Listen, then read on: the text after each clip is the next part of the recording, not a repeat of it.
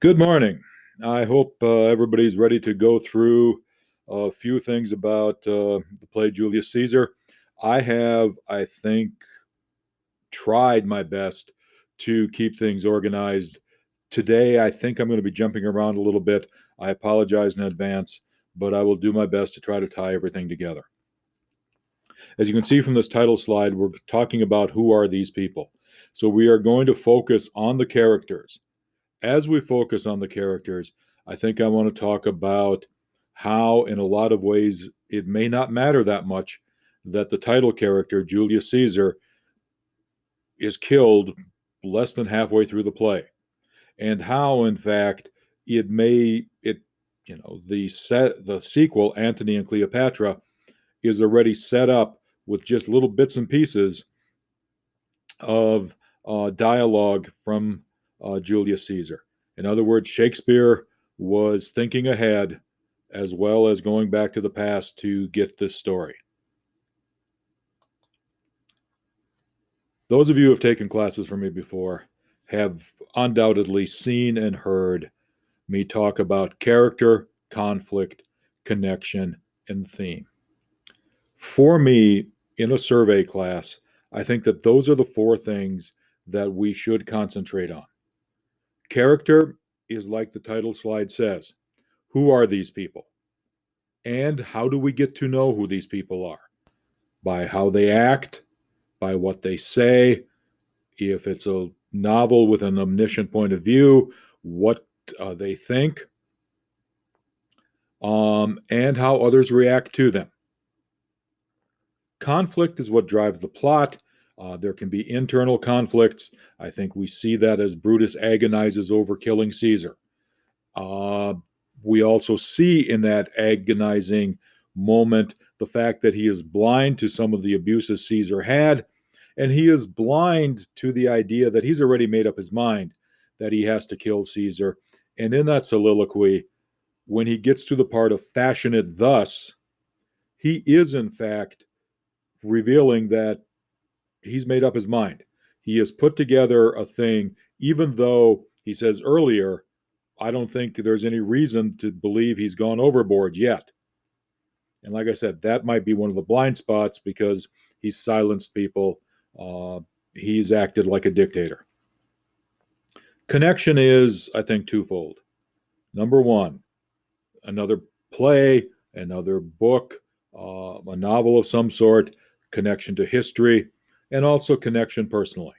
You know, what are the characters thinking, doing, and saying that you can connect to personally? We'll talk about theme later in some of the other plays.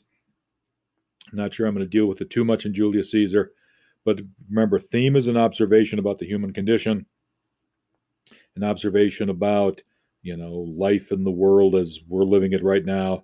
It is more than love or hate or vengeance. It is a statement about love or hate or vengeance. I'm going to try to organize a lot of the lectures, a lot of the discussion with the plays around character, conflict, connection, and theme. On the daily writing, I'm going to jump in here and have you pause this for a second and do the daily writing. If you're in class, we're going to stop right here and do the daily writing. If you're watching this via video, you can pause, do the daily writing, or you can come back and do it later. But one of the things that just kind of interests me is the fact that a lot of people talk about to thine own self be true as a way to live one's life. Yet Polonius, the Shakespearean character who utters the phrase, is a windbag. Okay? And in Julius Caesar, he talks of, Brutus says, there's a tide in the affairs of men, which taken at the flood leads on to fortune. Omitted, all voyage of their life is bound in shallows and in miseries. Okay? He probably is right. If people grab the tide at the right time, they're better off than if they ignore the tide. I talked about connection in the Spoon River Anthology, a series of poems. A guy talks about the ship on the ocean and his life never having left the harbor and the regrets he has for that. At the same time, Brutus makes tons and tons of wrong decisions.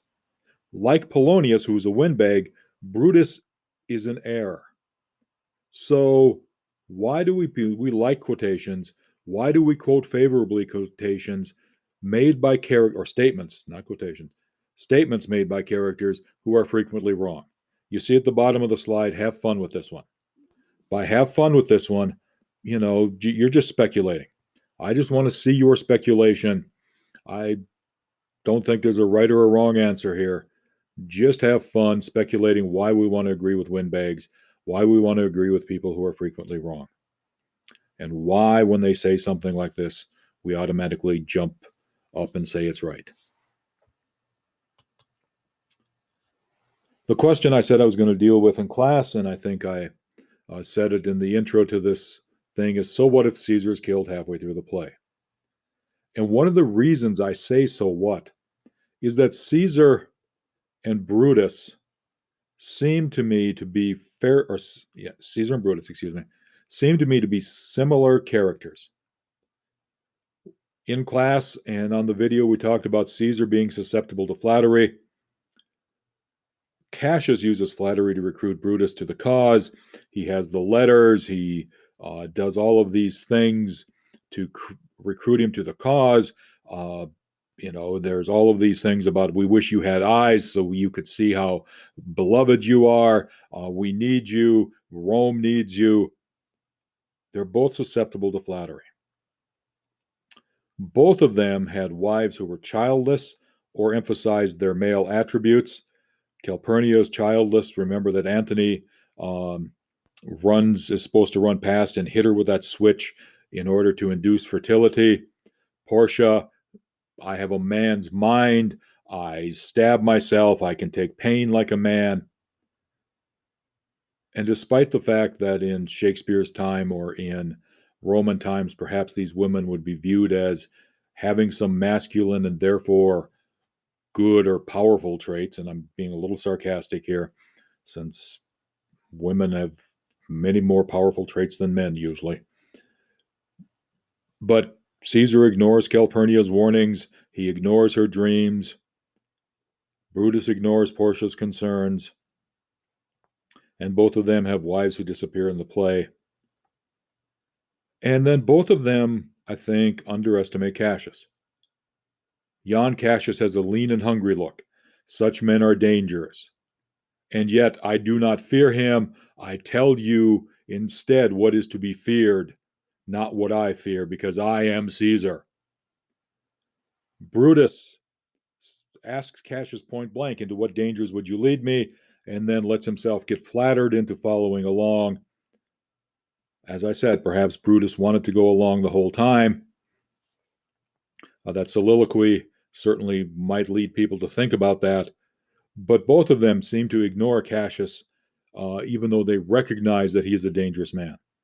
There are a lot of similarities. These characters seem to me to be conflate into one type of character. And so Caesar dies, we can switch the focus to Brutus and still have a tragedy play out. To keep going with this, Caesar ignores the soothsayers and the priest who tell him not to go to the capital. Soothsayer tells him to beware the Ides of March. Okay. Cassius talks about Mark Antony and the warns about him. Brutus ignores those. Antony takes a look at Caesar and says, "Thou art the ruins of the noblest man that ever lived in the tide of times." Antony calls Brutus the noblest Roman of them all. I kind of paraphrased the quotation from Caesar earlier, but I tell thee what is to be feared, then what I fear, for always I am Caesar. I am so strong, or I am armed so strong in honesty, that your threats pass me by as an idle wind. I have the virtue, I have the character. I'm not scared. Both of them have that same sense of hubris. And so when you look at the two characters and you look at how the play plays out, You can have the historical fact of Caesar being killed, and you can still have the tragedy. And it can be the tragedy of Caesar because Brutus is a lot like Caesar. Um, Takes us back to the et tu quotation I talked about. It might have double meanings, but certainly you can read through this idea of Brutus, you're a lot like me. You're almost like the son I, don't have, kind of thing. And so I think because these characters are so similar, it really doesn't matter for the concept of a tragedy.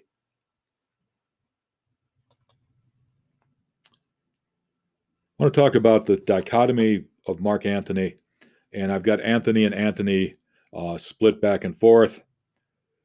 But first of all, I think we can take a look at on the left-hand side the idea that he loves plays. He is given to sports, to wildness, and much company.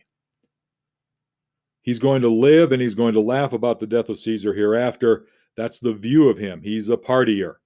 Even Caesar says to Antony that revels long o' nights is not withstanding up. He's a partier. He's impulsive. He is okay. Now Cassius calls him a shrewd contriver. All right. And we can see him as a shrewd contriver when he tells Lepidus to go to Caesar's house and fetch the will and cut off some of the legacies, cut off some of the promises Caesar made to the Roman people, and by cutting off those promises, save money for a war chest.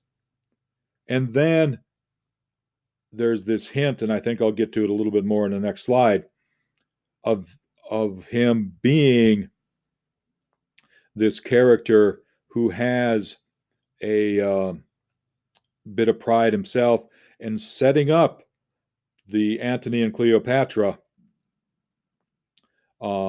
lines or play that's kind of a sequel to this. Lepidus is not worthy of being one of us. And we'll talk about that more later, like I said. And Brutus and Antony, I think, are a lot the same character. Brutus is talking to Cassius, and they have this conversation about, I will speak. I'm not going to give to your color. I'll use you for mirth. Yea, for my laughter when you are waspish. Antony talks about Lepidus being a donkey, Lepidus being a horse, Lepidus being put out to pasture. And I think also you have this back and forth where Antony talks about, I have seen more days than you. Brutus will make a speech that's kind of part of that. And I think, in fact, that's probably the next slide. Nope, I'm wrong. Okay. But the fact that, to go back to the previous slide for just a second, I think one of the things that we need to take a look at is both of them think they're superior to the people around them. And both of them, because of that superiority, are going to have their own tragedy. For Brutus, it's going to end in this play. For Antony, it's going to end in the previous, or in the sequel, excuse me, not the previous, in the sequel. And part of it is being set up here. Shakespeare was working to deal with, a sequel to this play. He was setting it up as he was writing. I firmly believe that. Lastly, I think we're going to play philosophy without a license. Cassius talks to Brutus, and he says, of your philosophy you make no use, if you give place to accidental evils. In other words, if you always focus on the bad that people have done to you, especially things that were not intentional, and you focus on those things that you can't control, you're not being a Stoic.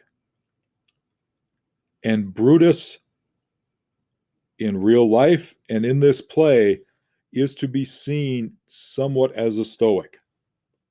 On page 940 of the book, they talk about the definitions of constancy.